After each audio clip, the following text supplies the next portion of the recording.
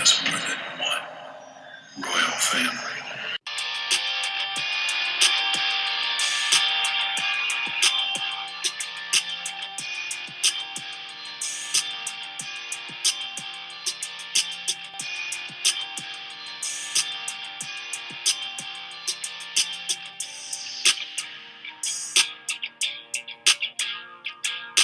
Welcome to another episode of Wrestle Dads. It's going to be a special episode this episode. I got my daughter with me, usually not with us, but she's going to be with us during this episode. And we got Brent and Brant, I apologize, and John from the GCW Plant Podcast on Twitter with us today. So I'm just going to start out with the first question. John or Brant, what does the GCW Plant Podcast mean in your Twitter tag? So, kind of piggybacking off of the Cardona incident and when he wrestled Nick Gage, and then at the end of that, a bunch of people were calling it a bunch of plants out in the crowd, throwing the stuff in, causing the chaos and stuff like that. So when I started the podcast, I'm like, hey, plant's another word for fan in GCW land, it seems like. So I'm just going to call it that and kind of do a double play on the word there. I love it. So that's like, did you guys, so you copycatted and that's what you're rolling. I'm sorry, I got a little distracted with my daughter on the line. I just wanted to make sure that I heard. Yeah, like they when the Cardona won the belt and all the fans started throwing the stuff in the ring, I forgot who it was. It was actually kind of a big name. I don't want to say it was Meltzer, but Cornette or something like that said that GCW put a bunch of plants in the crowd to throw the stuff into the ring and stuff like that. So when I started the podcast, it was just me at that time. I was looking for somebody and I was like, hey, plants. I could kind of do a couple of different things with that word in the GCW universe, as Cardona calls it. So yeah, that's kind of how I came up with that name. That's awesome. I love it. How long have you been doing this GCW podcast? What brought you guys together? Are you guys lifelong friends? I know we talked about this in the rap show before, but for listeners now. How do you want to start it? Me, you? How do you want to? Well, I guess I could start at the beginning and then kind of like how you kind of came along. I actually first watched GCW when they did their 24-hour show during the pandemic. So I was hooked, and then like they had a live show coming out here, and I'm a big Leo Rush fan, and Chris Bay were on the card. I'm like, you know what? I've been stuck in the house forever. This is my first wrestling event I could go to. Let me go. And went to the show and saw it in person and just fell in love with it. It was not like any other show that I thought of ever been to, even in wrestling and stuff. So I fell in love with them, dove into the history, dove into like all the past shows. I've seen literally every show that they put on. I have found some way to watch it. And I just fell in love with GCW and wanted to talk about it. I was talking about it nonstop. So my wife was like, yeah, why don't you start a podcast and find something? So actually the podcast we took over, Game Changer Weekly, now on the bodyslam.net on YouTube. They were the only other GCW podcast that was doing GCW content with Kevin Gill and Mike from Indeed, and Cass from Body Slam would hop in every once in a while too. So I was listening to them, and then I reached out to KG. I'm like, hey, like I'd love to be a part of your guys' podcast, but if not, would it be cool to start my own? Is there space for multiple GCW podcasts? And KG is like, yeah, go for it. Like, we're the only voice out here. We want all the voices we could get. So I started the podcast solo by myself, just reading reviews I typed up. And those were like 15-minute episodes. And I tweeted out like, hey, I want somebody to talk GCW with, who's out there. And John reached out to me, was the first and only one that reached out. He said he went to all the shows and follows all the independent wrestling that I just started getting into and stuff. And I was like, wait, I went to those shows too. He's like, do you live in Vegas? And yeah, he ended up as like for a whole weekend and collective weekend out here in Vegas. They did like a little mini collective, and there was like a bunch of different companies and shows. And I was at every single show, and John was 2 seats next to me before I even knew him. So that kind of was crazy to find out how close he was to literally my vicinity of going to the shows, and come to find out he lives 5 minutes from my house. And I was actually across the street from his house Saturday at a party. So yeah, he reached out and he came along, and yeah, I'll let you take over from there, John. Yeah. So on my end, I'll go way back and just start in. I've been watching wrestling since like '85, so I went through, the greatest of eras all the way through until now. ECW was like my thing. I just thought it was the coolest thing for the longest time. That's where everything was gritty and tough, and it opened my eyes up to what wrestling really could be when all I knew was WWF, WWE at the time, and whatnot. So fast forward, then I was starting to fall out of wrestling around 2017, 2018, maybe even 2019. I can't really tell you, but what happened was AEW come along.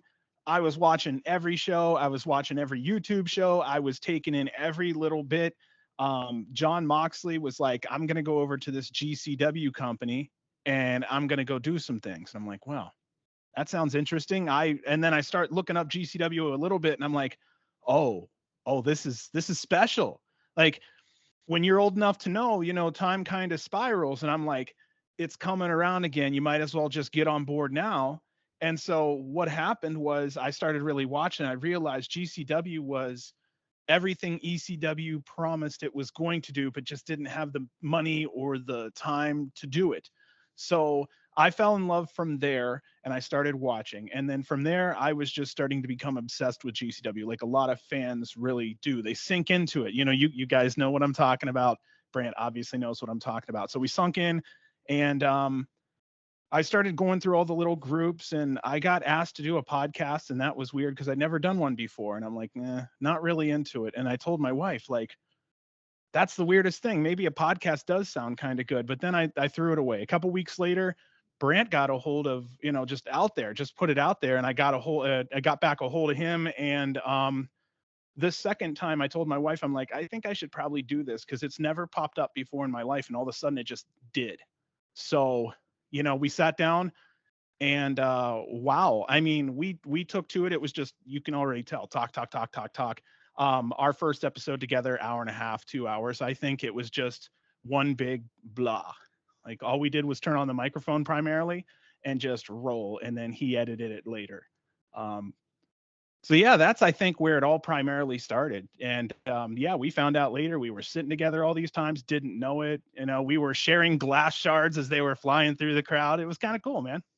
Yeah, that's an awesome story how you guys came together. I made a couple of notes while you were talking there. I heard you brought up John Moxley.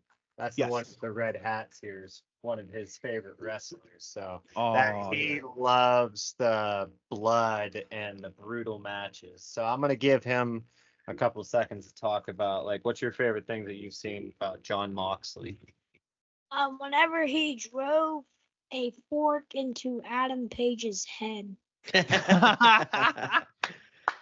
Nice. That's a beautiful answer. Yeah, wow. Texas death match. It was pretty brutal, but boo because Adam Page won, and I don't like Adam Page. That's a great answer. That's a really good answer. What match was that off the top of your head there? Does he remember what match that was? I think I may have missed it. It was the Texas death match at. See, Brant would know this too. Was not Double or Nothing? What's the one after Double or Nothing? It was the one after All Out. What's the one after All Out? Full Gear or Revolution? It was either. I want to say it was Full Gear. I might have been Full Gear, because was it during the? I don't know. Try not to get too off topic.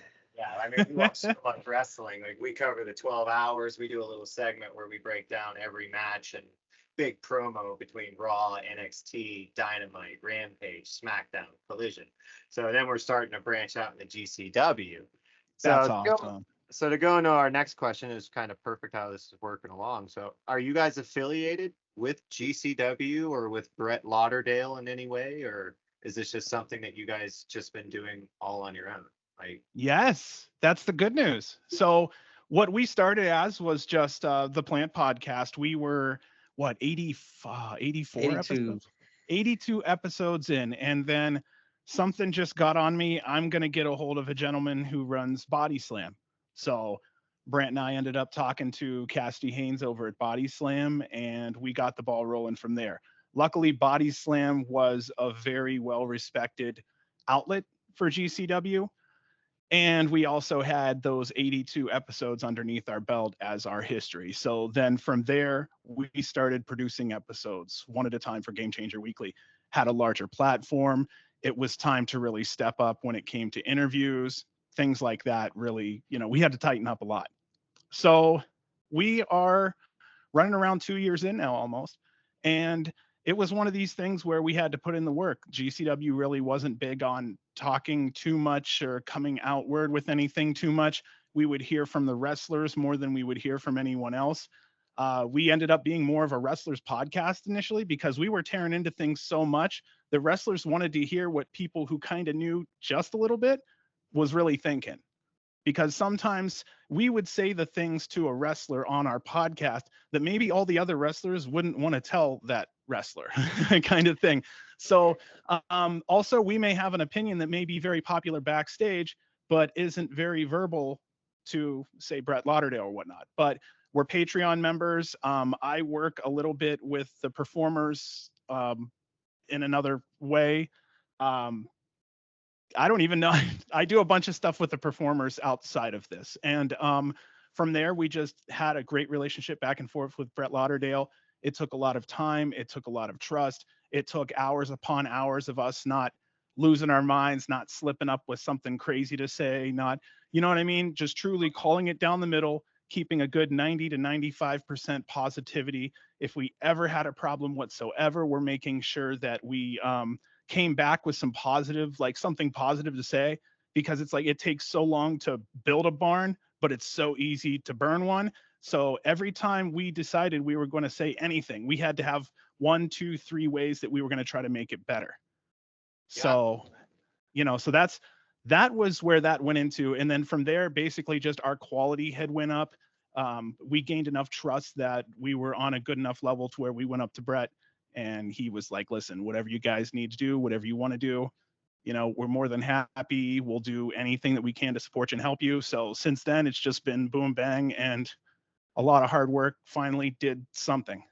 Hey, So. That's awesome. I mean, that makes me even more excited that we have you on, man. Like, we have a little Brett Lauderdale story that we'll share with you, and then we'll go back into the questions. Our first GCW show was in Detroit during SummerSlam weekend. We went to My Name Is in the Harpo's Theater. And our producer that you met earlier has been harping, and I've never seen GCW before this. So we're waiting in line, and we meet a referee and a guy that I later find out was Brett Lauderdale. And I come to find out that he didn't tell me that was Brett Lauderdale for a reason, because I can be a little bit of a nut. First, like, I don't always make the greatest first impressions, so like I might have been wild and asked for an autograph or something, you know what I mean? So the architect of WrestleDads did the right thing and not telling me who the man was that I was having a full out conversation with, and it was just awesome. And then the fact that Jeff Hardy did like his concert afterwards for like the fans, and we got to sit in the ring like while he was like performing, like that was honestly one of my favorite moments. Like, I have pictures up on Twitter. I'll try to reload them back up, so I know after so many posts they just kind of fall off, but I'll upload them again. They were awesome. Like, he actually sat in the ring the whole time, wanted to play with the leftover blood that was there. Wow. Yeah. So like, it was really cool. We've had some awesome experiences with GCW so far. It's an awesome company, and we love it. And so last question for the introduction, and we'll jump into the roundtable discussion. Sound good? Okay, Yeah. So this one's going to be for Brant, right? You're the teacher, correct? Yeah. So how long have you been teaching? This is my 15th year. 15? Yeah. Oh man, so you love it then? Like, you I used to love it. Back when I started, I loved it. The last few years, especially after the pandemic's been very stressful and rough since then. So. Yeah, during the pandemic, I was like losing my mind because no one knew what was going on. I had to do a lot of homeschooling myself through iPads, we were just learning as we were going. And I can only imagine now with all these new rules and regulations because of it, like what you guys have to do as teachers. And it seems like with our local schools, we have like what do they call it? PTA meetings where teachers can meet with the teachers. We have them like almost weekly to try to keep everybody updated with what's going on. And seems just so many threats are coming in through school. We're getting 2-hour delays because some kid said something in school that he shouldn't have said. And it's like, oh man, like what is this world coming to? So I got it easy too. I'm a PE teacher. I teach the little kids PE, so I got no homework to grade or nothing. I just go out there and play games with the kids. So I have it easy, but yeah, it's been pretty stressful still though. gym teacher. Nice. So like if you, Yeah. that's awesome. I mean that's their favorite part of school, I think, right? Gym. It's got to be every kid. You get to play games. You don't have to do math or writing. So I got to keep it fun for them somehow. Yeah, now this one's actually pretty good at math. This one can read well. He's really good with math. He does digits in his head. It blows my mind. So I know we had a little talk before we got on the air here, and you said you had a 12-year-old boy, correct? Is that your Yep. is that your only son? Yeah, that's my only one. Awesome. So do you take him to the live events with you, obviously, or? It depends. So he is a wrestling fan, but like really only if it's Jordan. If it's not Jordan, then him and my wife kind of like tone out. They're not really into the wrestling, but they'll go like if Jordan's in town and depending on the venue. So like, yeah, in Vegas, we have not taken him to any Vegas ones because the venue here, doesn't really have like a stage or anything. But like when we go to the LA UCC, if I go with the family, we usually sit on the stage because it's like a really good view and he's nice and safe. And like he goes back there and like as the matches are going on, he's back there talking trash with Alec Price and Blake Christian and enjoying his time. And yeah, we took him to Hammerstein because I knew that was going to be no violence there. And he went to Hammerstein with us. We also went to St. Louis. We went to one of the backyard shows. Not last year, but the year before. And after the show, he got to jump on the trampoline and hang out with Alec, Jordan, and Nick Wayne, which is pretty cool. So, yeah, he likes to do the fun stuff, but like he can't sit through a 3-hour wrestling show, that's for sure. Oh man, really? Oh, Yeah. 3 hours. These kids, like when we went out to the Collective for a weekend, like man, we went to 12 shows. Like while we were out there, like we loved every minute of it. Like. We wanted Yeah. That's for me, not for him. I feel it, man. But I just like their reaction when because we wore these hoodies for a reason. I think, John, we got your attention. I don't know. Oh, yes. Were you there at the Collective or were you watching live and saw us I front row? I was watching live and I saw you all lined up in the front row on so many shows. I'm like, that is so cool. He's taking his kids. Like that's the way it should be. Like that's my family time. I know, Brant, that's part of your family time. When they come with you, it's a whole excursion, you know? Yeah. That's how we made it. Like, I mean, we drove from Pittsburgh to Philly and we were out there for 6 days. So like we were in the thick of it. Like we did everything, man. Like it was absolutely amazing. Like it's one of the bucket lists that I've been waiting to do, go to WrestleMania, and then watching the GCW Collective front row as many times as we did was just, I learned so much about wrestling that after watching for 30 years, I thought I, had a good, no, I don't know anything. Right. Like after watching it front row, I was just like, this is insane. Like, I don't know anything. I'm just enjoying. Like I was the biggest fan sitting front row. It blew my mind. Yeah, last year when I went to the Collective in LA, that was the funnest wrestling shows I've been to, just nonstop. And that, like, yeah, you're sitting there all day long, just watching bodies fly by you and stuff like that. It was fun. The Collective is a different experience. I didn't go to WrestleMania because it was too expensive, and I already had my plans laid out for Collective. But with WrestleMania coming to Vegas next year, I think I could cross the thing off my bucket list. Hopefully, Yeah, that's actually pretty funny because WrestleMania came to our homeland for 40 and 41 they're going to your homeland, and I think it's going to be too expensive for us, like going from Pittsburgh to Vegas. Like I don't know if WrestleDads is going to be able to swing. I'm sure my producer is going to figure out a way to get out there to go to back-to-back manias, but us three, I think we'll be watching. Yeah.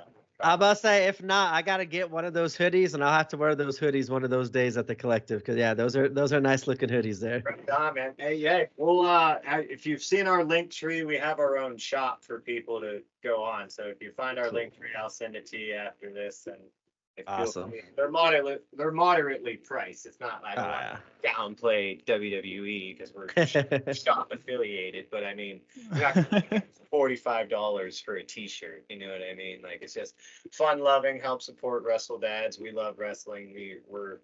We're all about it. So. Oh, for sure. All right, perfect. That's awesome.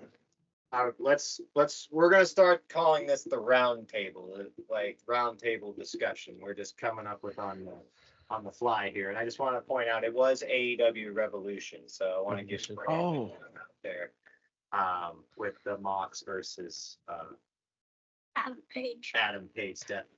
And real quick, I'll go off that Mox. I'll piggyback. Mox was kind of the reason I like at that first show I went to GCW. Like I knew Leo Rush, I knew Chris Bay. That was it. I just saw Nick Gage the night. It was the night that the Dark Side of the Ring episode came out on him. Was on a Thursday night, and I went to the show on Friday. So I really went into GCW blind, and then at the main event after Nick Gage beat AJ Gray, Moxley came in and attacked him. I'm like, what the hell is what is Moxley doing here? He's AEW. Like they get AEW people. Like, hold on. So they got good connections. They know some people and could do some stuff, and they brawled out into Fremont Street and everything. And it's like, yeah, Moxley was like the real reason. Like I stuck with GCW because like they could get names like Moxley. I'm interested to see what other names they got, and yeah, we've seen every name possible that I think we've talked about, we see in GCW, and I think that's cool. And I think Moxley is, I think he was the one that knocked the Forbidden Door down, I think, more than anybody else. And I got to give your son love on that Moxley call because, yeah, Moxley does some very cool stuff in GCW and everywhere. And it was kind of cool to see that live and in person. Yeah, you've actually given me goosebumps talking about that because I love his reaction and the fact that he loves John Moxley so much. And I have to give my shout out to my producer. He's a big Shield member. He's always pushing Seth Roman and Moxley down my throat. I tend to like more of the heelish characters, if you will, or like the up and comers that not so much over, they're trying to get over. So like I like to get behind them and then wait till they get over, and then I get bored and then I move on to another character. So, but it's so much fun with wrestling, and now that I can do it with my boys, it just makes it that much better. And that was like, these were a gift from our producer, and he made these himself and it has pretty much every little thing that we do with our podcast going around, the little like diamond Superman. Wow. Oh, that's cool. He put a lot of hard work into them, and we love them, and it caught your eye. So yeah, he did a really good job with them. So with the first question, so we consider GCW one of the hottest indie feds in the world right now. You guys have a lot more knowledge than we do on the product. So what would you consider to be the hottest indie in the world right now? Yeah. Absolutely. Hands down. Yeah. Easy. Yeah. We've watched a lot of other, and there's quite a lot of others out there. But when it comes to just the total package, when it comes to variety, when it comes to just the water level in the talent pool is just much higher than it seems on a lot of the other independent companies. Plus, I think overall they're the number 3 touring company internationally in the world. That was going to be my answer when you said in the world. Like that was kind of the key one for me. It's like they're the only ones going to Japan, UK, Australia. They went, like they go all over the place, and that's just within the last couple months. So yeah, they are definitely worldwide. I think the biggest non-WWE/AEW company that travels worldwide, and of course weekly on the States. Yeah, I couldn't agree more. I actually my future wife, I'm trying to get her into wrestling too, and she's loving it. I actually just took her to her first SmackDown show here in Pittsburgh, and she got to cool. Oh, nice. The crowd. So like she's starting to learn things and pick up on some stuff herself. So like it's good there. Sorry, I lost my train of thought where I was going. Good. So I'm just going to move into the next question. So with GCW being so hot right now, they really help build some stars coming into the indies. So who would you consider some of the biggest stars GCW has been able to produce? Oh man, that's a good one because okay. Who wants to start, Brant? You or me? We can work together on this one because, dude, I have a feeling. Well, I think There's like 3 names off the top of my head. I don't want to steal any of yours, but like Blake Christian comes to mind, where he's not like was really kind of a nobody just on the independent scenes, but now he's on Ring of Honor. See, another name popped into my head. Gringo Loco's out there because now same way he was just on GCW and now he's on Ring of Honor. Billy Starks, I think, is the biggest one though, and has so far the most successful because she was wrestling everywhere, not just GCW, but I think GCW kind of helped launch her name a little bit higher than any other company, and now she's the Ring of Honor television champion. And I think that just says a lot of what she did in GCW and the trust that Ring of Honor or Tony Khan still allows her to come back in GCW and wrestle on like in the Tampa card and stuff. So those are some names that came in my head. Yeah, I wrote down Billy Starks, not to cut you off, John. Sorry, when you wrote that, I was going to bring that up. We actually seen her live, I think, twice during Ring of Honor, because after Collision, they do Ring of Honor taping, and we happened to sneak down and sat closer in the lower bowl because they wanted to fill the lower bowl. And we got to see her perform live a couple times. Actually, did we get to see her win the title? Yeah, if you guys went to it, she won the title at the WrestleMania weekend. Yeah, if you guys went to that show, the Super Card. Oh, I'm trying to think. The Super Show? No, not the Super. I think it was the Ring of Honor, the Super Card of Honor. I think that's what they had during the WrestleMania weekend. Gotcha. I think. Unfortunately, with 28 events right, yeah, on and one. We know that one. Yeah, we went to 12, and a lot of them ran from that 5 to 9 hour, and it's just like, damn, I guess I'm flipping the coin to see what show we're going to at 3 o'clock today. But it was awesome. Zero complaints. On my end, I would say I'll start with Cole Radrick. I feel like he's one that he was just running through the independents kind of more on a regional scene. He started to break out slowly and then came into GCW, and they kind of spread him nationwide. His rise is well documented throughout GCW. It's just, he's our darling, I think is a good way to, it's like our baby you don't touch.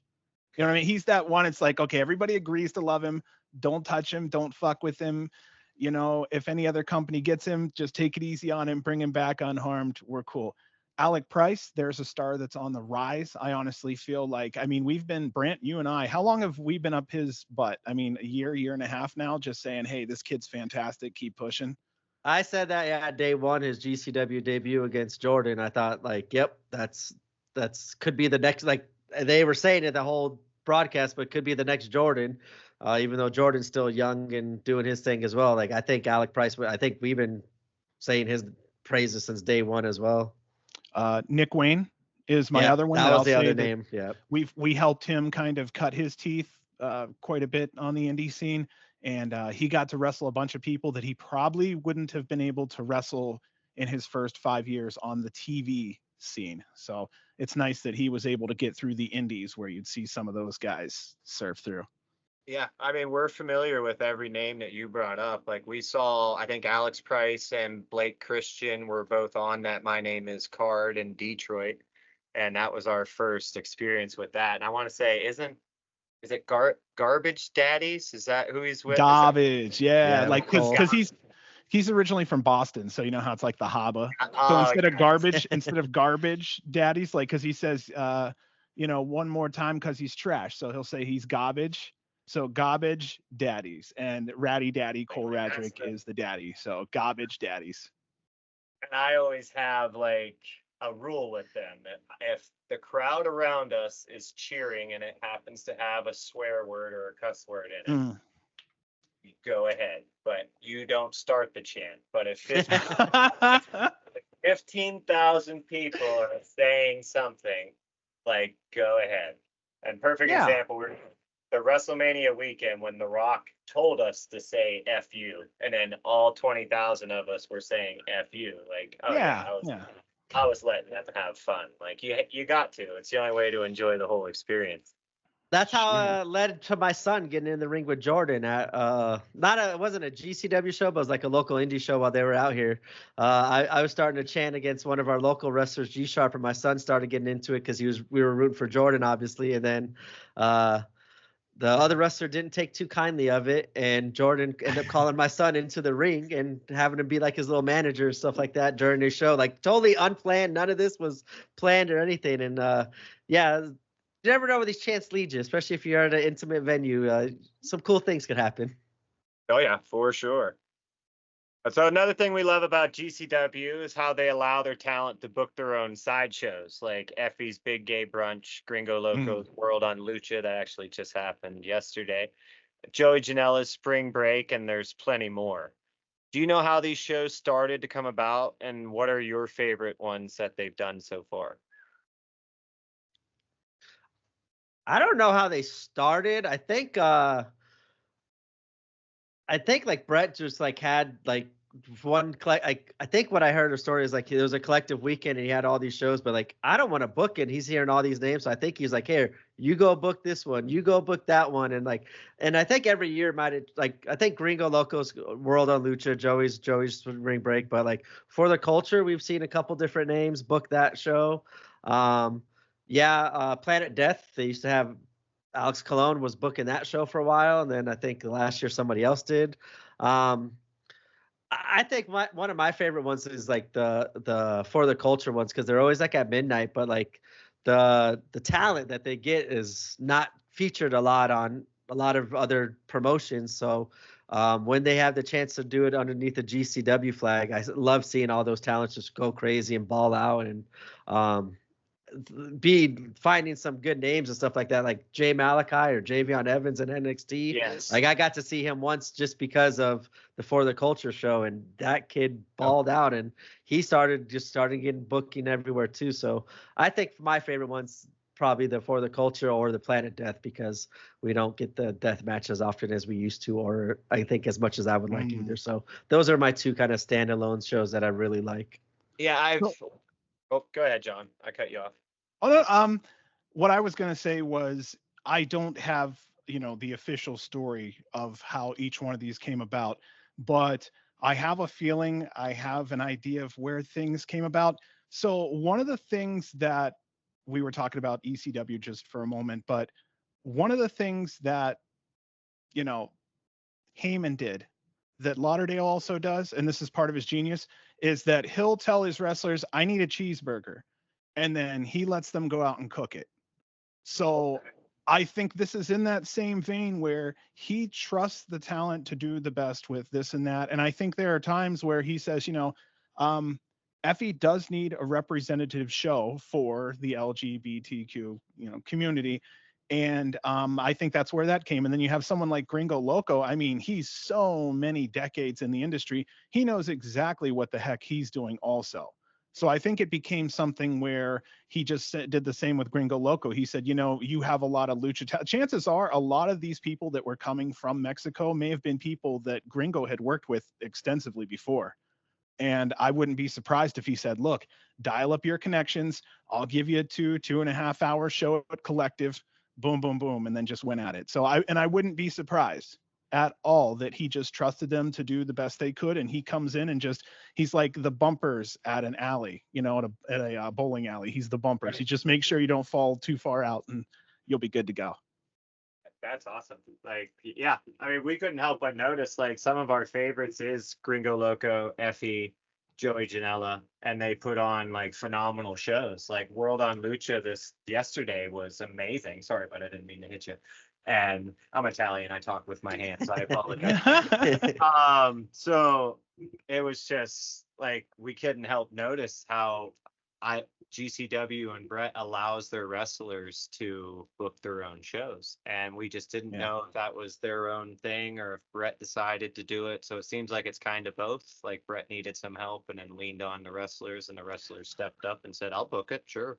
It just seems like the man is so incredibly busy. I'll get one word answers sometimes if I'm lucky. Gotcha. Okay. Noted. Things like that. So it's constant movement. And I mean, this is also helping the wrestlers to grow into greater jobs outside of doing flips also. So, Gringo Loco gets to wet his feet in in that category. And then here comes Effie. And yeah, I think it's provided a lot of growth. And I also feel like the wrestlers have been able to express themselves in that sense, where most companies wouldn't allow them to even spread their wings on their own character, let alone being able to book an entire card. Perfect. And I'm just going to have to, I don't know if you can see it from there, but this is one of our creative shirts, and I have to give myself a Tomato Champa pat on the back. Because you said Brett Lauderdale's a hard man to get a hold of, and he gave me a one-word answer yesterday on Twitter, but I was happy and ecstatic that the man answered me. Yeah. And I'm like, this is great. Like, I know you're a busy guy. I can't believe you responded. I was, you know what I mean? I was waiting for like a wrestler to chime in because they like and repost our stuff often. So I wasn't expecting the busy man himself, Brett, to respond. Even though I did tag him on purpose, hoping he would, but I wasn't expecting to, you know what I mean? Like, it was really. I even still now will sit there at a show and just all my thoughts to sit there, go over and tag it and to hope to get retweeted by the GCW account, and I don't get nothing. And John gets every one of his done. His wife gets the pictures reposted. I'm like, what do I got to do over here, man? I got to get on this bandwagon. But yeah, I think he just gets so so full of everything. I'm a that butterfly. He just keeps on going. I'm a total. When it goes to live shows, man, my wife sometimes won't be able to find me. Brant's talked about this before. Like, it'll take a small team. It'll take a small search squad, like, just to go find me because I'm over here and then I'm over here. Because a lot of these guys I kind of know a little bit more now. So it's like seeing a friend you ain't seen for 2 months. So I was like, okay, I got to go over here and talk to this one. And then, someone will come up behind and fucking grab, they grab a hold of me there, and I'll be like, oh man. So yeah, I'm constantly going around. Brant, he loves his merch. He is the merch dude. Like, Yep, I just get my merch as fast as I can and then find my seat so that way I can hopefully spread it out a little bit and get some room at the UCC. Yeah, I make it a party and then we talk business with everybody, and it's a good time. It's a lot of thank yous. A lot of people who listen come up and say hi to us. It's really nice. It's all love. No kidding. It is all love. And I will tell you, almost all of these venues, if you keep going back, you're going to start to notice the front row can always be almost the same people every time. You'll start to know them if you keep going to Harpo's or if you keep going to any of these venues. No lie. Oh, yeah, man. They're some of the friendliest fans I've ever met. Like, I mean, not to name drop or anything, but the actor Paul Walter Hauser was sitting behind us for the Culture show that you brought up earlier. And he was talking to us. We met him at WrestleCon, and I got a picture of him outside our hotel after his match at what was it? The Mark Hitchcock show. Sorry, these are the stars. They help me keep in line. But at the Mark Hitchcock show, we met him, and then so back to the Culture, like, that was one of the best shows. I know you were talking about that earlier, and I made a note on that. We got to see Top Dollar do a swanton bomb from the front row. Ooh. 5 feet right in front of us onto about 5 different gentlemen, and that was awesome. And he got to meet him at WrestleCon. So if you want to talk about your little interlude with Top Dollar for a second, go. Yeah, it was awesome. He said if we got something at his table, he had like necklaces and an action figure. He said the picture was free. I got a necklace, and I got a free picture out of it. Oh, that's so cool. That's cool. Like, Top Dollar's one that I was very hard on. I was stay away from GCW when he got released. I was never a fan of his. And I kind of heard him talk on another Twitter space. He just went on for like 2 hours, and he grew on me big time for what he does with the kids and the stuff that he does that's not publicized. Yeah, the charities, the fundraising, the places he goes and everything.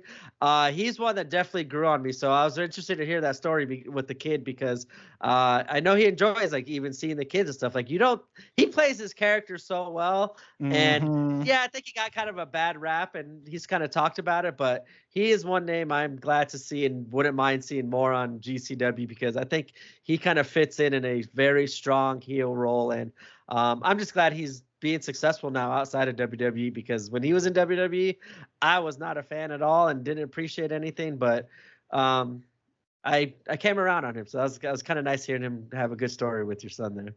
Dude, when my mom passed, he contacted me. Did not need to. I don't even know if I told you that, Brent. Yeah, he got a hold of me like last month. That's cool. Crazy. Yeah, like he got a bad rap from something. I think it's just like with me, like I don't like Joaquin Phoenix as an actor because he played such a good villain in the Russell Crowe movie. What is Gladiator? Jeez, I'm horrible with names. Like, but I hate Joaquin Phoenix because he played such a good heel role, and I forget that it's like, oh, he was just pretending. So I think a lot of people fell into that, and then he did make, for lack of a better word, an ass out of himself on live television, WWE. So I think he lost a lot of fans, but not downplaying him at all. The man's put in the work. He looks awesome. He looks like he's lost a lot of weight. He looks more bulky, you know what I mean, in shape. He's more athletic. Like I said, the man's at least 300 pounds close to it, and he's doing a swanton bomb on the top shelf. Like, he's improving. Like, we like him a lot. Yep. Let's see if I can find my spot. Oh, now he's going to hit us with that hard question. See, he softened us up. Now he's like, all right, ramen or mac and cheese? Which one, boys? We'll go with mac and cheese on this one. So on the flip side of that, the GCW runs their yearly weekend-long festival, The Collective. Now, are you guys familiar with how that got started, and what were some of your favorite companies that have been collaborated with over the years?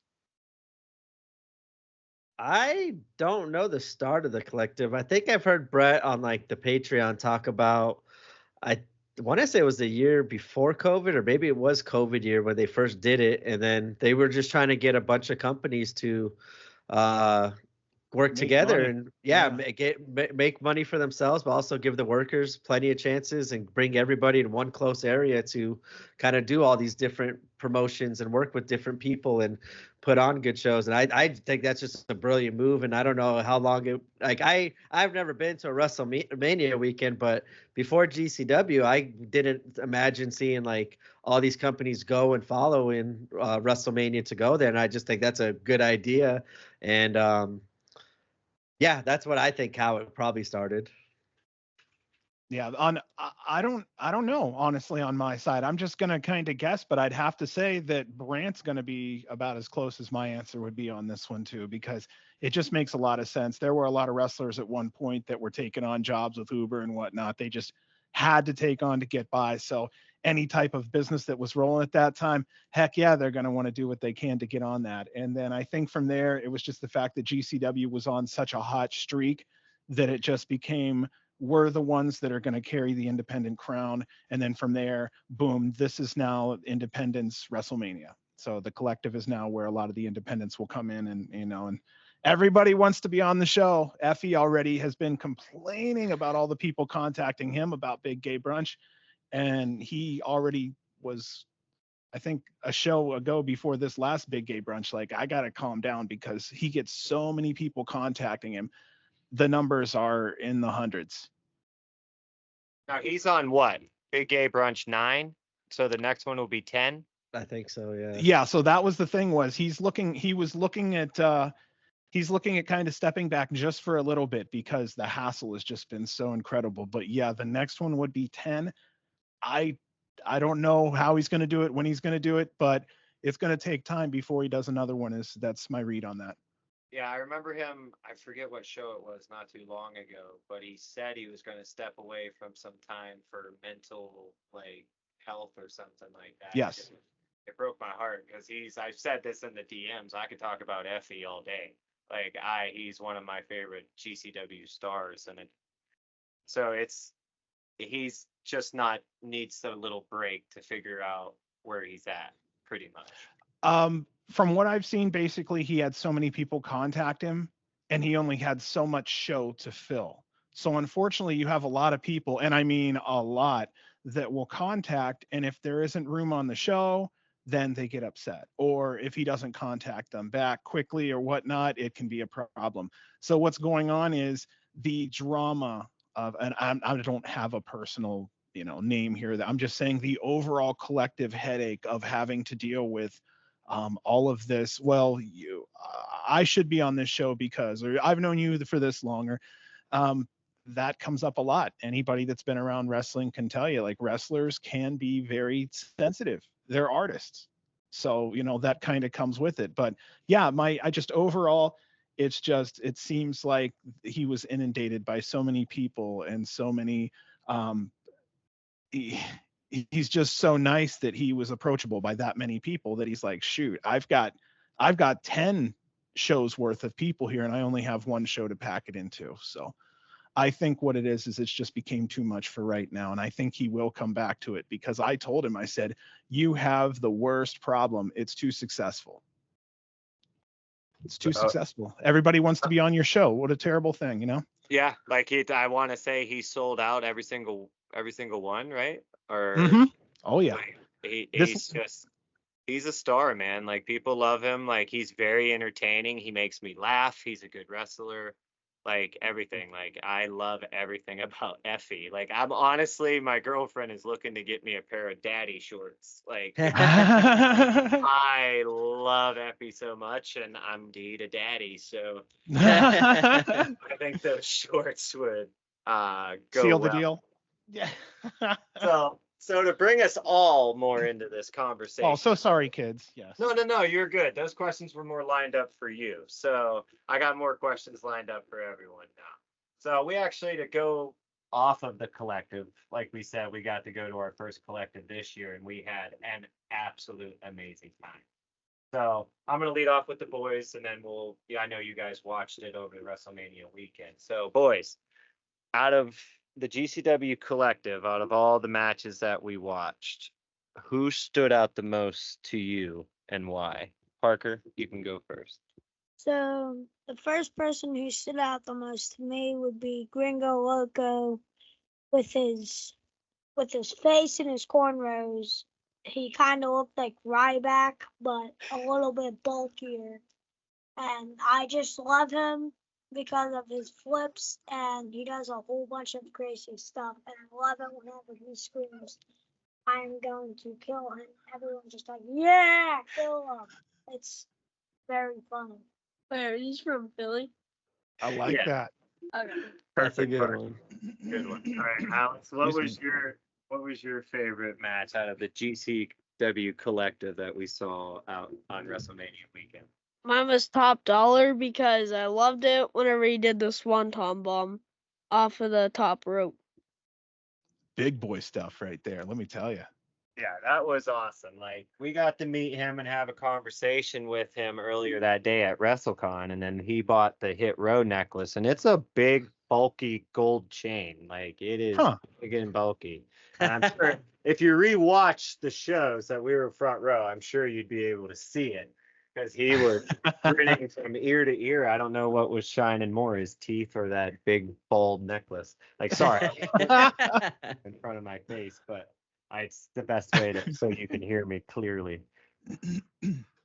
So for you two, during the GCW collective, out of what, there was 9 shows, 9 that were part of it, I want to say. What was if you can't pick a favorite match or favorite wrestler, what was your favorite card if you can't be that specific? I have to go the Cluster F. That was one of the best things I've seen. That was just fun, and that literally just had a smile on my face the entire time. Seeing these legends come and work, seeing Shane Douglas in the ring for 20 minutes working with some talent was awesome. And seeing the cool fun that everybody just had, the sing-along to Spider-Nate Web. I think, like I said on our podcast, that was like the perfect way to close out collective weekend, WrestleMania weekend, and just send the fans home happy. And that's what wrestling is supposed to do, especially on that weekend. Let people go home happy, have a lot of things to talk about. And I enjoyed the cluster. That was my favorite. I think, like, just to go off the piggyback off the stars, like, I think Man Like DeReese and Manders were like my 2 big ones that stood out. Manders was just working every card, doing everything possible like he always does. I was glad to see him get so much shine and spotlight throughout the collective weekend. Man Like DeReese, we don't get to see him often, as much as I would hope to see him in GCW, but he just, elevated himself, had great in-ring work, but also showed a different side to his character, the silliness, the funness. That spot with Viva Van was probably the highlight of the weekend for me. That was Oh, yeah. hysterical. And Wait, Pero. into the Oh yeah, like he's just faking sleeping and then wake up. Actually, we in LA we might get that a payoff to that match. Hopefully, since both of them will be in town for the next LA card. That I kind of hope they do play into that a little bit. But Pero too is also my third one because he was all over every single card too, and they finally got to showcase him as a monster. And I'm glad that he got as much ring time as he did that collective weekend too, because there were some other names like we didn't see often, like Tony Deppen and stuff, that kind of always makes me wonder like why we didn't see them for one reason or another. But those were like kind of my three all-stars, I think, for collective weekend. That's awesome. Like I loved every single one of them. John, are you the same, or do you have any different ones that you want to bring up? Man, I love everybody. This is the problem with me is I find something really good about everyone. When you get on the indies after a while, you're like, okay, this is what I need to expect. And then you just watch all the little flavors pop up, you know. I'm the one, man. I like Cheeton. I thought it was really cool to see that thing come out there and do its thing. The fighting chicken that Speedball Mike Bailey was part of. Microman, I'm a big Microman fan. Honestly, I really get the art that it takes to work with him and make the whole thing look as good as it does. Yeah, I think for me the colorful characters were really what popped. The big spot with Mr. Danger off of the ladder was absolutely incredible. I agree with Brant also on Pero, hard working all weekend. I think that was the weekend that Cole secured the ring. And I'm a huge Cole fan, so I mean those were the bigger highlights for me. Gotcha. And to give mine to piggyback off Brant, all I have to say is to my boys, when I say 0-1, you say 2-1. 0-1. 2-1. 0-1. 2-1. 2-1. Love it. Man like Reese is my dude. I loved Speedball Mike Bailey until this weekend. I think we saw Speedball Mike Bailey 5 times throughout like that whole weekend. We saw a man like Reese 3 times in one day, and then saw him again like I think part of the midnight show for the culture. I think he had a match with Sunny Kiss, and that match was amazing. Like watching him come out and rap, and dude, he's got charisma, he's got the look, he can do everything in the ring, he's a high flyer, and he works that crowd. And that is my favorite part of wrestling. I don't know about you two, but the crowd, like Leon for Backlash, like the best thing I've ever seen. So like GCW shows, that's one of my favorite parts. The crowd is wild. They're starting the chants. They do the whoa, hey, like that's our favorite part of wrestling. So like watching that front row at the collective, like it was absolutely amazing. And I'm happy that you brought up my boy Man Like Dries. I'm hoping to see him more. I know he's part of the Super Style 16 or whatever that's called, right? For Strong Style, yeah. Strong Style 16. So I think I made a prediction that either him or his tag team partner is going to win that one this year. Yeah, those are two names we've been dying to see, and we're glad we do get to see him a little bit more often than we have. Those are two names just like Alec Price from day one. Yep, they need to be hop on board. Yeah, we like Alex Price a lot. And that Masha Slamovich is a lot of fun too. She's amazing. Like I think we saw Alex Price versus Masha in Detroit at My Name Is. Like that was our first GCW experience. We got to see two of the best that you have, and I was hooked ever since, man. That was my first show. I was hooked. I think she go back to what we were talking about earlier, like benefiting from the GCW and kind of using that to get a bigger name value. Yeah, I think that one slipped my mind, as she's probably used GCW more than anybody to help elevate her name, because I never heard of her until I saw GCW. And then right away she was signed by TNA and Impact right away after showing up in GCW, and she's just elevated her name higher and higher. And yeah, that like, as soon as you said that name, I'm like, oh, that would have been the perfect answer to your question earlier. Yep. Yeah. So to piggyback of what we talked about earlier, like talking about standouts that we've all noticed, and we've gone to a few GCW shows now, and we've noticed 2 people besides Dries, and we already kind of talked about Gringo Loco. What are your thoughts on Gringo Loco and where, like, we think he's going to be the next star of GCW, to be honest. Like, would you guys agree? Like, what he's been doing and what he can do in the ring and with is it Los Desperados? Is that how Yeah. his trios? Yep. Like, it's just, he has everything, man. Like, he's got the charisma. He's got, my son all pumped up just by doing his thing. I'm going to kill this guy. I think he says mother effer, but we're not going to say that on the podcast. But he's awesome. Like, we love him. Like, so what are your thoughts? Like, I know you worked along more with Gringo Loco. We met him personally, got a picture with him. He's a lot of fun. Like, he's laid back and all that. So that's what I thought. Yeah, he kind of froze out there. I'm about to say John probably would have the most to talk about Gringo. We've talked about him on the podcast, but John, every time we see back. Gringo, okay. Sorry. No, you're good. We're talking about Gringo on your hat right there too in the profile picture. I think you would probably be the best one to talk about Gringo and your thoughts and feelings on Gringo possibly being the next breakout star in GCW. Holy moly. Yeah, that's a loaded question. Okay, yeah, Gringo is on so many levels right now. When it comes to all the stars that he knows down south that he can pull it at any time. Los Desperados is just getting started. If you really want to watch something from the ground up, if you haven't the last 3 months, get on Los Desperados now, because that is not going to stop anytime soon. When you see independents investing in gear that match, it's going to be more of a longer term thing than, most people may expect there.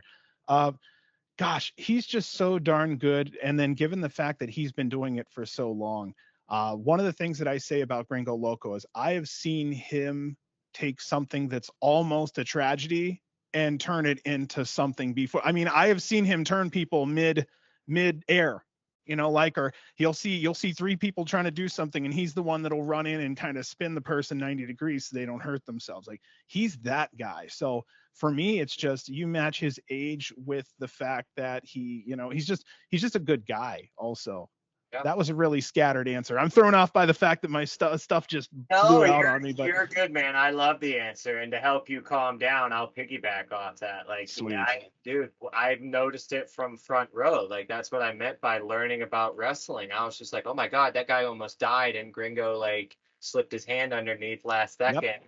And his neck, landed perfect. And it's like, Jesus, you really Chris Jericho quarterback that one. You know what I mean? Like, you can almost see him like tell the other guys, like, no, you need to be over there, like over there now. You know what I mean? Like, I was picking up on a lot of this stuff. Not that I don't want to give away kayfabe, but I mean, some guys, they don't speak English and they need a little help on where they need to be in certain spots.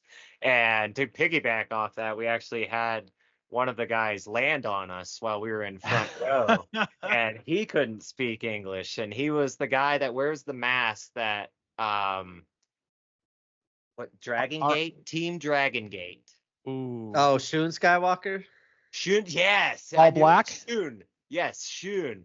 That guy is wild. That wears all black and he has like the butt pad. And he was like, had his little goatee hanging out and he is wild. Like, he was just yelling nonstop. Like, we loved him. And then when he landed on him front row, like, I'll go ahead, Alex, how'd you feel when he landed on him? I thought it was pretty crazy. That was the first time I've had someone else land on me.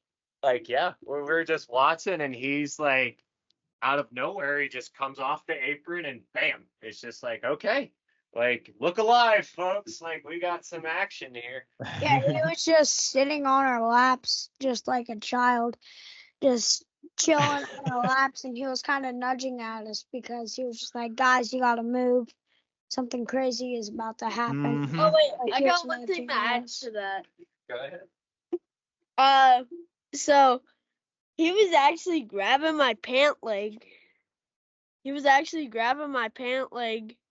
For me to help him up, and then his teammate comes flying out of the ring. And then some guy tries to chop him. I almost get chopped. Oh, welcome to GCW. Yeah, I was about to Okay. say if you guys only got landed on once during the whole collective weekend front row, I don't know if that's a blessing or a bad thing if you wanted more bodies to land on you, because only one person landed on you in 12 shows in a GCW, that's more harder than to get one person landing on you on one show. That's pretty impressive there. Yeah, you're in what's called the splash zone, is what Oh, I like yeah. to call it. Yeah. Speaking of Splash Zone, I know where we were out at. We keep going back to My Name Is. I can't help it. It was our first GCW experience, and it blew my world. You know what I mean? Just blew my mind. Like, I got Speedball Mike Bailey's autograph immediately after he lost to Blake Christian, like, because it was 150 degrees in that building. So I waited to the main event, and I took off. I was like, that dude just blew my mind. I need to go meet him. So I went outside, and he just so happened to be outside, and I was just like, Parker, that's Mike Bailey. Like, let's go talk to that man. And he talked to us and he signed a paper, gave the little like thing that he does. And oh man, I love Mike Bailey. And that's going to be the next question. Pretty much what I said about Gringo Loco. He's probably my favorite independent wrestler right now. And I don't even know if I can get away with saying independent because he's now part of Broken Matt Hardy's little thing going on with TNA. So, I mean, big things are happening for Mike Bailey, but we saw him live so many times. He had the title match at My Name Is. We saw him fight RVD at the Mark Hitchcock Super Show. That was probably biased because RVD is one of my all-time favorites. He's my favorite up-and-comer. So them two coming together, I was a little emotional during that match, like watching 5-star splash and all that. Like, it was Yeah, I think during all the GCW shows that we went to, the first one and like all the midnight shows, I think we saw him there so many times, like what, 4 or 5 times? Yeah. Wow. He's a good dude. So then Alex and Parker, I'm going to ask you two, didn't it feel kind of like cool being at a midnight show? Like, didn't there feel something kind of special about knowing that you're in the middle of the night with like this cool wrestling show? It's like the coolest thing going on in the middle of the night in the country, like, and you were at it live. Felt cool, right? Yeah, it was cool. It was very cool going to a couple of midnight shows. I think I fell asleep during one. To be fair, he was a trooper. He actually got sick during one of the midnight shows, and the GCW event ladies gave us some ginger ale and helped us out and helped us clean up. So like GCW event people they're amazing. Like GCW is just an amazing company. But he fell asleep during Bloodsport, which I think was the loudest card of the collective. And he's sleeping during the Shayna Baszler and Masha Slamovich match. And everybody's screaming. And I'm just laughing. And I'm like, I don't know how he's sleeping right now. Like, everybody standing around is just laughing because it's a little kid sleeping. Like, it's cute. Yeah. So like people were commenting, and I was just like, I don't know. Like, I can't believe this is the main part of this card right now. You know what I mean? Like, and he's conked out. I guess that might have. I don't know if that was after the For the Culture, because we went to GCW, JCW versus the World as well. And I think that was a midnight show. We went to 2 midnight shows, so he made it through both of them, but fell asleep during the. That's an intermission. We like to call that an intermission in independent wrestling. You're not alone. My son fell asleep at one of the LA shows too. Like, but we're facing the hard cam on stage all night long. So yeah, that was a kind of fun and interesting. I'm like, hey, you got to take him to the car. I don't want him to be sleeping and people be saying comments and stuff online and stuff nowadays. That's awesome. Also, though, heads up with your kids. If you guys are ever lucky enough to see Ninja Mac wrestle for GCW and you're in front row and he's crawling by you, hide your shoelaces. You guys were talking about somebody pulling on your pants earlier and them just literally crawling on around you. Ninja Mac likes to go for shoelaces at GCW shows, so keep an eye out on him. And hats. Watch out for hats with Tony Deppen. That's Tony Deppen. Oh yes, that's awesome. Yeah, we love stuff like that. Like, why does he go for socks and not socks, shoelaces and hats. So he crawls down low, and then he's like, oh, it's like literally, like he'll like untie shoes. Like you just look down, like, oh man, my shoes are tied. You look at him, A whole bunch he's of them. got like, yeah, he's got like everybody down the road just untied their shoes. Everyone's looking down, like, how the hell did that happen? And it's hysterical. Yeah, Ninja Mac, it was a treat, and hopefully we get him back here soon again. That sounds amazing. Like I would geek out losing it. Like if the Oh, wrestler yeah. untied my shoes. How would you feel if you're watching the show and the wrestler untied your shoes, Parker? I'd just start laughing. I think it's pretty funny. If you're watching a wrestling event during a match and then all of a sudden Ninja Mac comes out and he unties your shoes, I wouldn't even care. Yeah. 'Cause it's pretty funny. Now I know You'll be honored. You'll be honored to have Ninja untie your shoes. Now I know since he's got the mic, she's not part of GCW, but she was part of, I want to say, either Progress or DeFi, and I'm gonna go with Progress. And Sessions, is it Martha or Martha? Oh, Session Moth, Session Moth Marina. Martina. Sessions Martina. Martina. That's what it was. We have to give her a shout out because that gimmick, Session Moth Martina. Martina. Yes. Parker, go ahead. So whenever we were watching I think it was a midnight show or it was the collective, but we were watching the show and then she comes out with her catchy music and she has 2 Bud Lights in her hand. She happens to pour some on me and I reeked like beer the rest of the show. So Yes. she's coming out with 2 half crack, just dancing around to her music, and like the producer and I that you met, we were like, "Oh my God, this is the coolest thing! Like this gimmick is so awesome!" And the fact that she gets in the ring and then passes out, and then she needs beer to wake back up, like Yeah. it's so good. And when she came out, like she like came over to us, like we were standing and dancing, having a good time, so she jumped right up on our seats. They just cracked open the beer and they went everywhere. And Parker just so happened to be like right underneath there, Yeah. covered, drenched in Bud Light, weren't you? Yeah, and after her match I said, "Don't forget about your beer," and she grabbed her beer. That's a good woman right there. Yep. You got That's me. great. You broke me on that one. I was trying to Hey. stay strong, but no, you are right. That is a good woman right there. Okay. And so unless if we, build off here, this might be our last question. GCW isn't afraid to put on death matches for their fans. Unfortunately, we missed the shows at the collective that had them, but we did get to see one at Detroit this last summer. So with you guys working with GCW all the time, what's the most brutal thing that you've seen in a GCW death match? And before you answer, I'm going to let the boys answer, and then you guys can go Thank you. into much depth as possible, if that's okay. Alex, go ahead.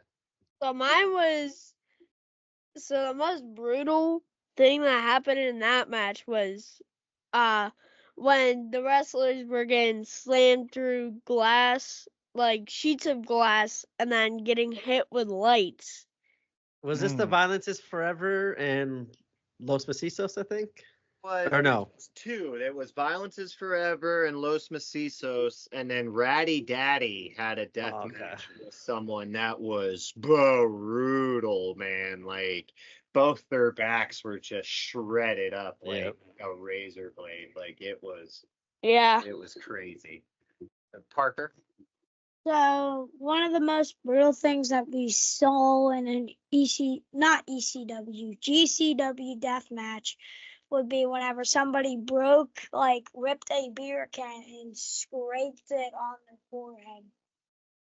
And he was like cutting himself, right? Like, and then just blood just started gushing down his face. Yeah, that guy looked like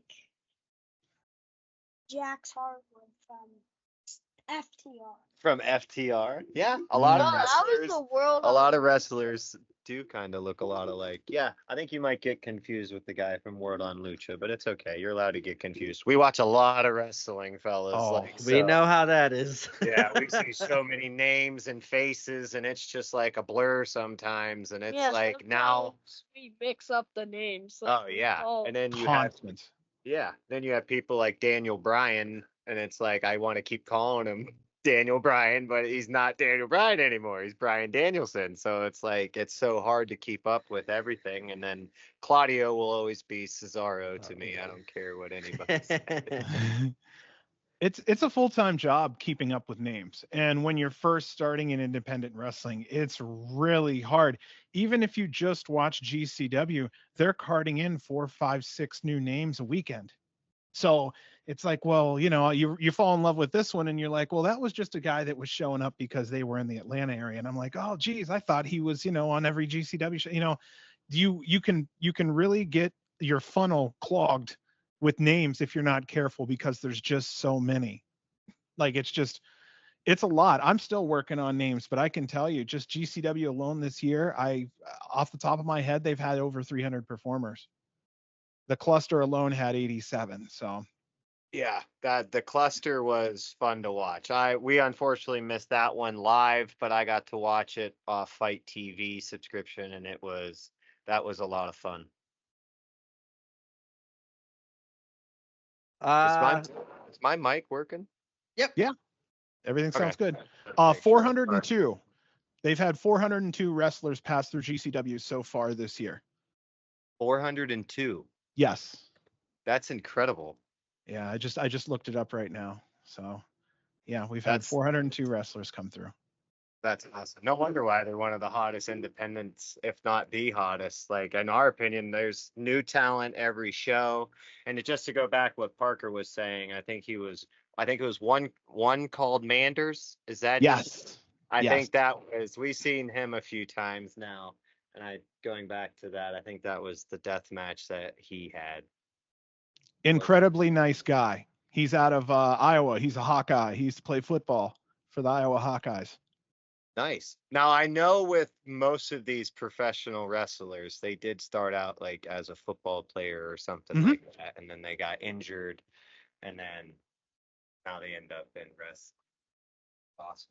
I love how it's wrestling always is there to help people find jobs and to better their career. And since I've been watching it with a little kid, I grew up on Stone Cold, and now I'm watching newer kids come up like Speedball Mike Bailey, and it gives me hope for wrestling's future. And GCW is the segue for more young wrestlers to get seen. And the collective really blew my mind. Like I said, Gringo Loco, Man Like Doris, like everybody, just two of the bigger names of I want to say they were part of Progress. What is Man Doris Progress? I apologize. Mostly, yeah. Mostly that and TNT. Yeah. So but with it being part of the collective, I just wanted to make, like, we loved him so much, so I apologize for bringing him up so often. But like, Man Like Doris he's one. Do you like Leon Slater, his tag team partner? Oh, love Leon Slater. Like, Good, he's yeah. what is it? Boisterous Behavior, right? Yes. Is the name of their tag team. Like, yeah, we got to see him do a 450 splash right in front of us from the front row. He jumped over the top rope and landed on two guys doing like I forget what would they call that? Montez Ford did it not too long ago with New Catch Republic. They all did the backflip at one time, and then Montez Leon Slater did that right in front of us, and I knew he was one of the ones that I knew going in. And Man Like Doris I didn't know, and then I found out that they're tag team partners, and boy, they're both equally amazing. Like, I thank GCW for that, because I didn't know a lot of these guys existed, and now it's like I'm following a lot of them on Twitter now, like watching most of their matches. Like, we just watched Rather You Than Me on Friday, and then World on Lucha this past Sunday, and I can't wait for the next show, to be honest. Like, geez, Game Changer Wrestling is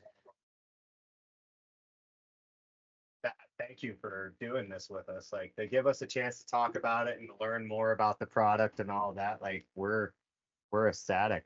And so to Oh, go of back to your course. question, like I forget, did we get your answers yet on the most brutal death matches that you've witnessed yet? On my end, I'll say, wow, that's a really rough one. There was one that happened in Las Vegas here that was Rina Yamashita versus Cole Radrick in the main event. And it's the only time I've ever seen Cole Radrick walk like Frankenstein almost after a match. He was he was in so much pain. It was so much glass, and it was an extremely brutal match. So that's one off the top of my head for me. Also, I'm big on, I think it was Tournament 666 as a whole was just a very bloody show. And yeah, Brant, he's like, oh yeah, That was my yeah, answer, man. The Bloodhound's coming out now. We're like, yeah. So yeah, Tournament or Survival 666 was just insane, and that's one that I would say definitely watch. Yeah. See, it's the Nick Gage. That's what he always does. It's always this finger. Some always think it's this one. It's this one. It's the middle one. See, I Yeah, can't. like, do so it's that. like- I'm one of those people I have to think hard to like bend. Well, if you've had any injuries out in the field doing anything, your fingers aren't always gonna, you know what I mean? If you're in construction or anything, it's like, yeah. I got a broken pinky that's constant hooks, so like trying to grab things is hard. Oh, yeah. And then you brought up Nick Gage. He loves him. I think this is one of his hats, the MDK. Yeah. We bought that while we were out there, and we're wearing all of our GCW hats for you guys. So we appreciate. It's the one time I don't wear mine on accident. I didn't wear one. Okay, it's funny. Let's see. There we are. Oh yeah, there's a thing back there. I got a Christmas tree. I got all this stuff on my wall. I purposely never wear a GCW shirt because I figure between the wall that I have here that's like Church of GCW almost, I don't want to look too obsessive. So, but yeah, I like to show, it's hard to see, I'm not very good. The flag has over 40 signatures on it. That's awesome. I recommend you guys find a way at some point to maybe get a flag and collect signatures. I highly recommend it because number one, it's a keepsake. Number two, a lot of these people you're seeing at GCW will be stars down the road, and those signatures will be worth a lot more down the road. That thing has Nick Wayne, it has Billy Starks, it has all of them on there well before they were shooting over into AEW. So I highly recommend it. If you're in the independents, one of the coolest parts is being able to see a lot of these talents before they hit the big scene. So yeah, collect signatures, take pictures, because you'll be surprised. Oh yeah, that was actually the question that I asked Brett, if the World Lucha signed event poster was going to be released after the event. And actually, if you can give me a second while Brent's talking, I'll have the headset on. I don't want to be rude, but I wouldn't mind showing you guys like what we have from GCW. So Sweet. like, just give me a second. They're just right over there. I just got to go grab them. But yeah, we ended up getting 3 of the event signed posters with all the wrestlers on it. So Oh, that's cool. I can contest to like what you're saying. Like, we're always looking for something. Like, we got a WrestleMania poster for WrestleMania. My producer did. He was getting all that signed from all the talent that we met. So like, we have plans for that, and that's actually a really good idea. What do you boys think? Do you think we should get a flag and get it signed by all the GCW wrestlers? Yeah, I think we should. It's totally awesome. And for traveling, a flag is easy to fold, so it's not really hard to carry or do anything with. And like I said, if you get a good enough size flag, you can just sit there and have people, sign it all day long. Most of them, Cardona asked me for money. And I think Steph DeLander, I maybe had to pay.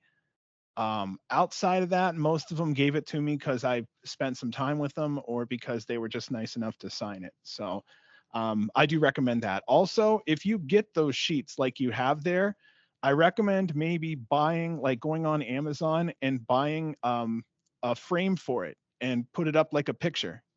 Oh, that's ultimately going to be my plan. But oh yeah, like when I saw these buttes, like yeah, like I had to get them. Like these just have so many up and coming talent. Like Those are awesome. Man like Darius, Top Dollar, like so many great talent on these autographs. And then probably one of my favorite cards that I've ever seen was Josh Barnett's Bloodsport. Oh, that is killer. And getting all those signatures, like this is definitely, like you said, going to get framed and it's going to be put on our wall, kind of like how you want it. Like right now, I'm in the middle of moving, so I kind of have like total chaos going. So actual set going, like these are going to be right behind us while we're talking. Yeah, you get yourself just a little picture frame or something like that for $20, and those things will preserve pretty good. Yep. Yeah, that's what I got in the back of mine. I got all the Jordan pictures and merch that we bought from him, and the flag as well behind me. Now I have to. You're talking Oliver. Yep.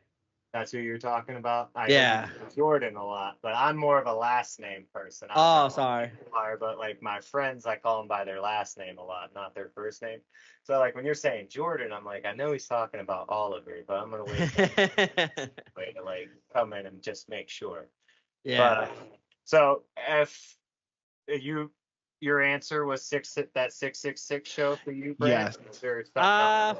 For me, I like if I go back on like matches, I think Jimmy Lloyd and G Raver, their whole series that they did were just brutal and everything with the glass ceiling matchups and everything. The I Quit matches, those told like a really cool but violent story.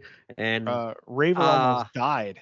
Yeah, and I think their just whole thing back then was just really cool and like really violent as well. But the Tournament of Survival TOS 666 was one of the craziest events I've seen. I'll go back to Drew Parker and Alex Colon too. I think it was Tournament of Survival 7 or 8, one of the two, that whatever one that Drew Parker won. I think him and Alex Colon had a very violent matches as well. But yeah, the death matches I could go pretty deep in, but those are the three that kind of just come to my mind. All right. And then, so to end this show, we usually do a little Chef's Kiss match of the week award. And since we're doing GCW, since there's been a few cards out this week, let's just, for fun, we have our 3 matches set up. We'll go first, give you guys some time to think. So over the weekend and over this past week, what was your favorite GCW match, Alex? So mine goes to Ringo Loco's pay-per-view. It was actually the main event. Ringo Loco and his tag team buddy versus... Was it Axiom? I think he's been seen in AEW. I think it was Axiom and...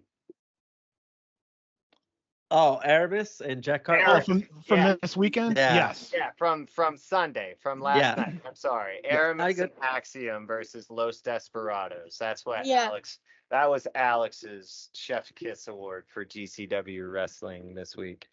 Parker, what's your Chef's Kiss Award? My Chef's Kiss Award goes to Speedboat or Speedball Mike Bailey versus... I think it was Galindo Milano Del Gal or something like that. Yeah. Oh, Galeno Del Mal. Good choice. Galendo Del Mal. Yes. My favorite part about this match was whenever he did that 450 and he kneed him like right on his neck. Oh. It looked like he really knocked him out. Yeah, ECW's got some big spots, and since those two they stole my matches, I'm just gonna my Chef's Kiss Award of the weekend has to come from Rather You Than Me, and it's just sheer on entertainment value with Microman. That Microman match, I was laughing the entire time, and then Pero comes out and does his thing, and then Nick Gage comes out and saves the day. Like that was awesome. Like I didn't know Microman existed, and then I see him and I'm like, oh my god, he's so small, this is going to be fun to watch. And then he can ball. I'm like, this is awesome. Like he's this big and he can do all of this stuff. Like it was one of the most entertaining matches outside of like Effie, you know what I mean? Like for me, for like a for wrestling. Like, I love GCW for that reason. Like, the conversations that the wrestlers have inside the ring with each other is comical. It's entertaining. And Microman, oh man, I hope to see him more. Do you know, is he going to be part of GCW more, or was that just a Yes. one thing? Oh yeah, he's stuck since he's been there. He's kind of stuck around for sure. So he was originally, I think, only supposed to be on 2 shows, and then he just went over like wildfire. And Brett's like, "Are you available?" And ever since then, it's okay. This happens a lot in GCW. You're going to see this. Someone is going to show up, and we're just going to hug them. Like, it's going to be hard for us to let go of them. And it's like Maki Ito. It's just once you see him, you're like, okay, that's one of us. You know. Right on. That's awesome. That's good news for us because we loved him. So I'm hoping to see more of Microman. That was great. So I mean, Absolutely.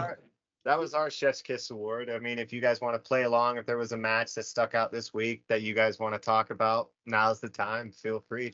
Whoever wants to go first. John, I see you doing the double. Yeah. Salute. He's still. You still looking, Brant? No, You I'm still good. I think you're gonna take what I would say, but I have a backup. Yeah. Okay. So what I was going to go with is probably the most apparent, but what I think is the feud of the year between Effie and Mance Warner. I'm happy to see these two just keep going. I feel they're putting an example down for all of the other younger talent out there that can maybe see that a good storyline, even in the independent scene, can really be worth it. Just give what they do much more worth, and it gives the intelligent fans something to chew on, and it gives newer fans something to get hooked on too with that story. So I'd have to say those two, I mean, they're just putting it on each other so hard. And you know, when two wrestlers work on things like this, I don't think they agreed that it was going to get this violent, but now it is, and now they're going at each other, and it's just incredible. So I'm saying that this is what, like, match number 4 or 5 between them. Yeah. And it's just as good as all the others. They're just putting down quality independent matches right now, as you know, as a team. I agree. Like that one that they just had on Friday, Rather You Than Me, like that was vicious and brutal. Like my girlfriend was watching it and I warned her, I was like, this one might not be your cup of tea. And Yeah. and then the screwdriver came out and she's like, what are you gonna do with that, babe? And I'm like, what do you think they're gonna do with that, honey? Like, I tried to tell you this might not be your cup of tea. Right. But this is why I love Effie. Like, he goes all out, man. I love it. And his character is just so good. Incredible. Grant? So mine, I'll pick the Garbage Starks against Los Desperados and Jack Cartwheel. All 6 of them were fan favorites. I am a huge Arez mark now.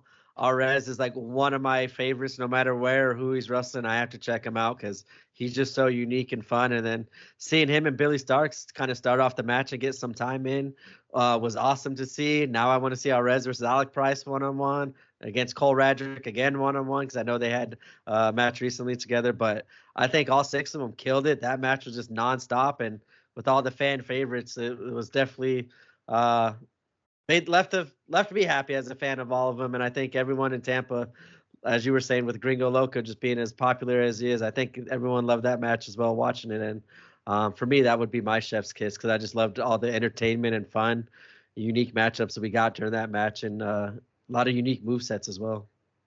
I love it. Yeah. Thank you guys for playing along. I mean, this was an awesome thing that we did here. Like, we love GCW. I love what you guys do on Twitter. And I thought this would just be amazing. And I think it turned out well. I mean, we went well over our time. So that's okay. That tends to happen with us. Yeah. We tend to, I don't know how that works, but time kind of just goes somewhere else when we talk. I told you we're talkative, bro. We're talkative, but it's a good thing. I gotcha. This was a good time, man. We got a lot of good content out there. I appreciate it. If you guys ever want to do something again in the near future, we're always down. Keep in touch with us on Twitter. And yes. I mean, before I let you go, if you guys are promoting anything or whatever or something, if you guys want to take a second to say it before we sign off, feel free. Go ahead. Yeah, I just want to say thank you. Yeah, this was fun. This is kind of the first time we've been kind of on the other side of being interviewed and talked to, and not having to do the brain work and muscle work to kind of set it all up and get it together. So yeah, this was fun, and we appreciate it. And I think we're both going to probably plug the same thing, Game Changer Weekly on bodyslam.net, on YouTube, on Twitter. If you follow us on Twitter too, whenever we go live, we do post that live video of our own of the show on our own Twitter account. So if that's easier to find us, you can. But bodyslam.net, Game Changer Weekly, we go live every Tuesday nights at the new time of 8 p.m.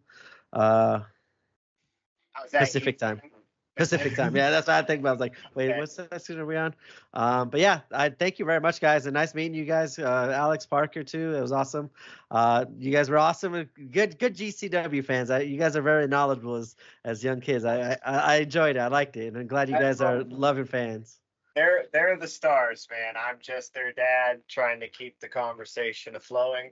And they're the ones that bring the magic. And all right, well, I think that's all we have for you on this episode of Wrestle Dads. You can follow us on Twitter at WrestleDadsPod. For audio purposes, follow us on Spotify, Apple Podcast, Google Podcast, Amazon Podcast, and iHeartRadio. For video purposes, you can find us on YouTube and TikTok. Just search Wrestle Dads. You'll find us. And if you like what you're hearing, please rate 5 stars and hit that subscribe button. Thank you. Peace. Scissor me!